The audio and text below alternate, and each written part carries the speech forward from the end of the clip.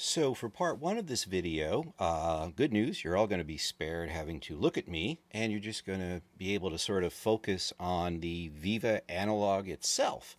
So let's take a look at what it actually is. The Viva Analog is a rack mount version of the classic acoustic 360 and 361 unit, which was a preamp and a power amp built into a Kerwin-Vega single 18 rearward firing powered cabinet. And I had owned one of these back in the 80s and 90s, and it became a real headache to be dragging it back and forth to gigs.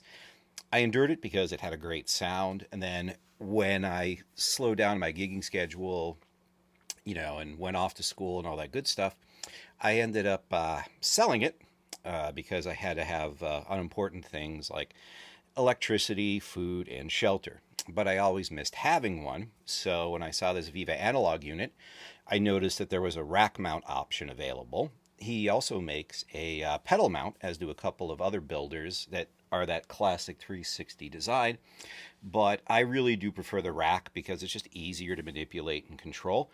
I'm going to walk you through what we have here, essentially what the 360 and 361 was known for, in addition to earth-shattering volume and earth-cracking low end, was a feature known as the Variamp.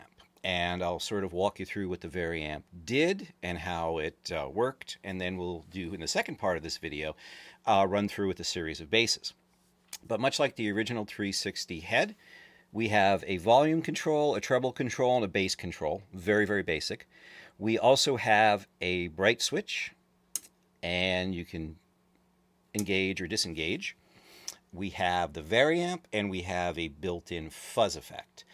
The Variamp is essentially a very early parametric equalizer, and that's really what gave this whole rig kind of a unique tonal palette beyond, just the way it was structured.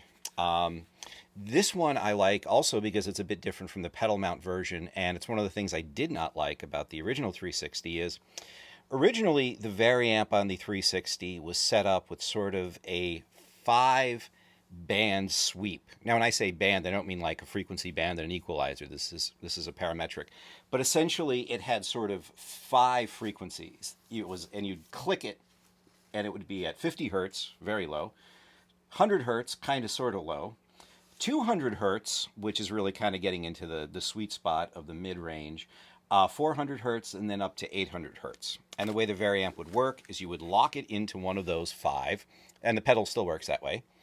And then you would either, this is set flat, you could dial in the impact of that sort of frequency sweep, or dial it down if you needed it. And the dial down feature was nice if you happen to be in a venue where some frequency level was just overpowering. So that was very helpful for tweaking the sound. I like this one better because you can find little nuances in there. You don't have to sort of buy your way into 1, 2, 3, 4, 5. No clicks, more fine tuning. Also, what I like about it, of course, you have the Variamp engage and disengage. But what I do like about this that is different from the original unit is this soft control pedal, which allows you to trigger the mute. And you'll see the mute is, there we go. And the fuzz. You can control the fuzz as well. And you'll see that the fuzz is indicated. The fuzz itself is actually a pretty popular feature of the 360. I am not a big fuzz bass fan, but when we do the demo, I'll run through that and show it to everybody. It functions pretty close to a bass big muff. You've got blend, attack, and gain.